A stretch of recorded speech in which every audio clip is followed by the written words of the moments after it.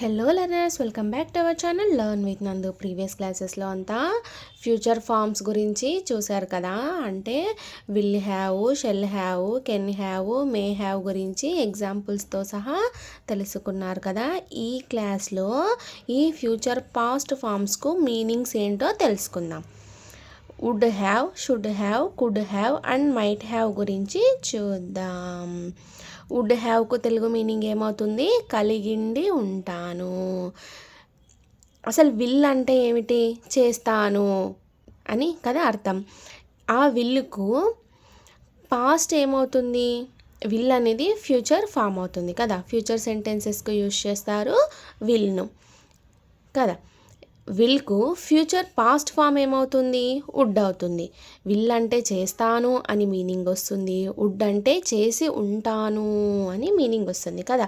Same అదేవిధంగా previous క్లాస్లో ఏం తెలుసుకున్నారు? విల్ హ్యావ్ అంటే ఏం తెలుసుకున్నారు? కలిగి ఉంటాను అని తెలుసుకున్నారు కదా. సేమ్ అదేవిధంగా విల్ హ్యావ్కు ఫ్యూచర్ పాస్ట్ ఫామ్ ఏమవుతుంది? వుడ్ హ్యావ్ అవుతుంది. వుడ్ హ్యావ్ అని అవుతుంది కదా. హ్యావ్ అంటే ఏమిటి? కలిగి ఉండటాన్ని హ్యావ్ అని అంటారు. వుడ్ అనేది పాస్ట్లో చెప్తాం కదా, ఫ్యూచర్లో పాస్ట్ గురించి చెప్తాము ఈ వుడ్ అనేది. సో ఈ వుడ్ హ్యావ్కు తెలుగు మీనింగ్ ఏమవుతుంది? కలిగిండి ఉంటాను. విల్ హ్యావ్ అంటే కలిగి ఉంటాను అని మీనింగ్ వస్తుంది. వుడ్ హ్యావ్ అనేది కలిగిండి ఉంటాను. ఈ వుడ్ హ్యావ్కు కలిగిండి ఉంటాను అని మీనింగ్ వస్తుంది. విల్ హ్యావ్ అనేది ఫ్యూచర్ సెంటెన్సెస్, ఫ్యూచర్ ఫామ్కి యూజ్ చేస్తారు. అదేవిధంగా సేమ్ ఫ్యూచర్లో పాస్ట్ గురించి చెప్పాలంటే ఈ would have, should have, could have, might హ్యావ్ను ఉపయోగిస్తారు. అర్థమైందా రన్నర్స్? వుడ్ హ్యావ్కు తెలుగు మీనింగ్ కలిగిండి ఉంటాను అని వస్తుంది. షుడ్ హ్యావ్కు తెలుగు మీనింగ్ కలిగిండి ఉండాలి అని అవుతుంది. కుడ్ హ్యావ్కు తెలుగు మీనింగ్ కలిగిండి ఉండగలను అని అవుతుంది. మైట్ హ్యావ్కు తెలుగు మీనింగ్ కలిగిండి ఉండొచ్చు అని అవుతుంది కదా. ఫర్ సపోజ్ సబ్జెక్ట్ ఐగా తీసుకున్నప్పుడు ఈ ఫ్యూచర్ పాస్ట్ ఫామ్స్కి మీనింగ్ ఏమవుతుందో చూద్దాం. ఐ వుడ్ హ్యావ్ అనే వాక్యానికి తెలుగు మీనింగ్ నేను కలిగిండి ఉంటాను అని అవుతుంది. నేను కలిగి ఉంటాను అంటే ఐ విల్ హ్యావ్ అని అవుతుంది.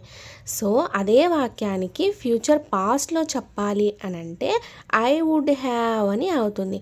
ఐ విల్ హ్యావ్ అంటే ఫ్యూచర్ సెంటెన్స్ అవుతుంది. ఐ వుడ్ హ్యావ్ అంటే ఫ్యూచర్ పాస్ట్ సెంటెన్స్ అవుతుంది. ఫ్యూచర్ సెంటెన్స్ అంటే ఐ విల్ హ్యావ్కు మీనింగ్ ఏమవుతుంది? నేను కలిగి ఉంటాను అని అవుతుంది. ఫ్యూచర్ పాస్ట్ సెంటెన్స్కు అంటే ఐ వుడ్ హ్యావ్కు తెలుగు మీనింగ్ ఏమవుతుంది? నేను కలిగిండి ఉంటాను. నేను ఫ్యూచర్లో కలిగి ఉంటాను. మరి అందులోనూ పాస్ట్ గురించి చెప్పాలంటే ఫ్యూచర్లో కలిగి ఉంటాను. ఫ్యూచర్లోకి పోయి పాస్ట్ గురించి మాట్లాడడానికి ఈ would have, should have, could have, might హ్యావ్ను ఉపయోగిస్తారు. ఫ్యూచర్లో నేను కార్ను కలిగిండి ఉంటాను అని అర్థం.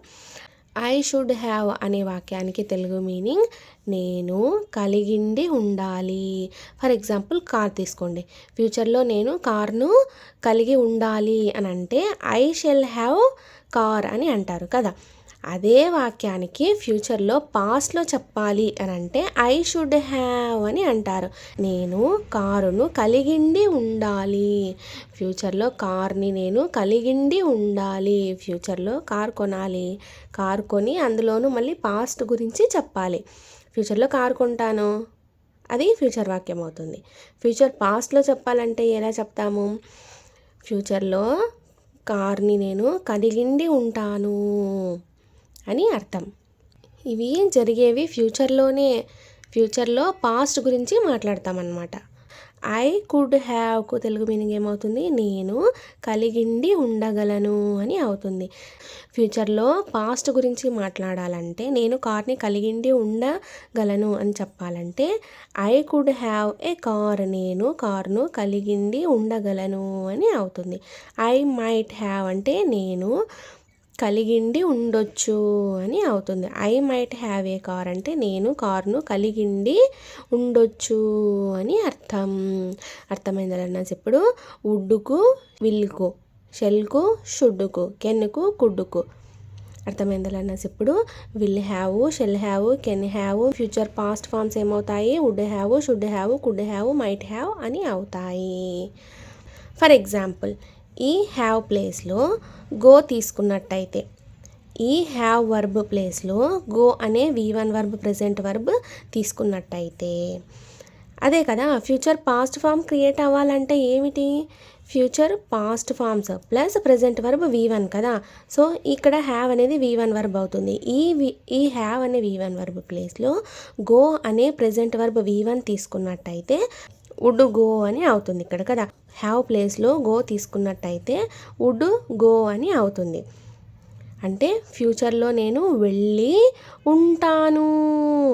ఐ వుడ్ గో అంటే ఏమిటి వాక్యానికి తెలుగు మీనింగ్, నేను వెళ్ళి ఉంటాను.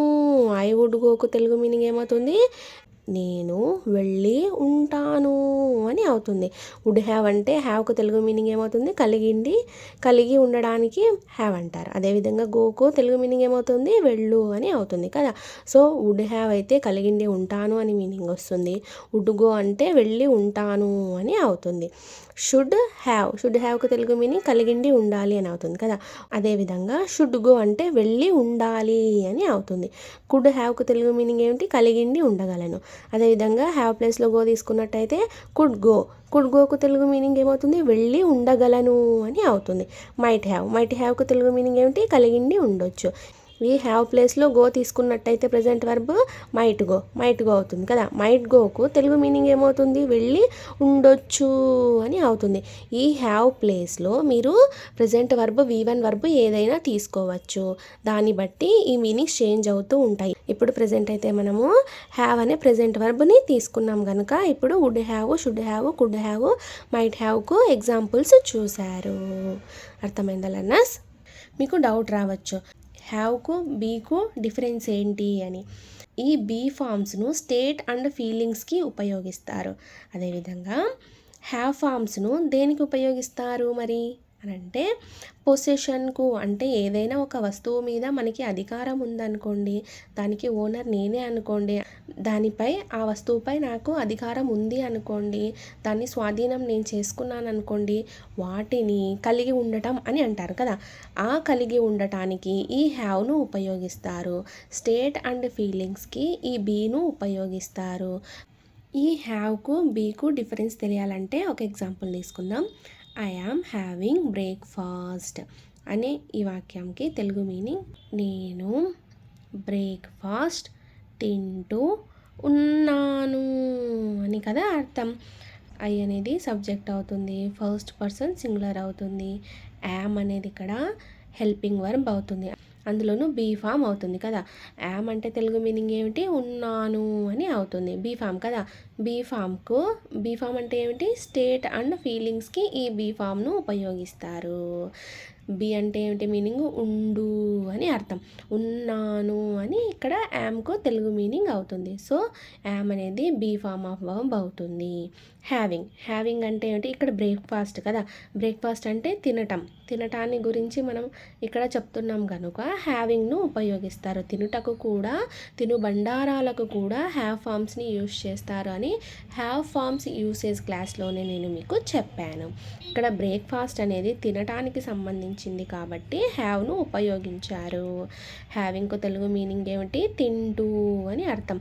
నేను బ్రేక్ఫాస్ట్ను తింటూ ఉన్నాను అని ఈ వాక్యం యొక్క తెలుగు అర్థం. మరి ఇక్కడ హ్యావ్కు బీకు డిఫరెన్స్ ఏమిటి అని మీకు డౌట్ రావచ్చు కదా. ఇక్కడ హ్యావ్ అంటే ఏదైనా ఒక దాని మీద మనకు హక్కు ఉంది, దాన్ని నేను స్వాధీనం చేసుకున్నాను, అది నా దగ్గర డబ్బులు ఉన్నాయి, నా దగ్గర వస్తువు ఉంది, నా దగ్గర పెన్ ఉంది, నా దగ్గర కారు ఉంది, నా దగ్గర ఇల్లు ఉంది, అంటే మన దగ్గర ఏదైనా కలిగి ఉంది అని చెప్పడానికి ఈ హ్యావ్ను ఉపయోగిస్తారు. అర్థమైందలన్నా?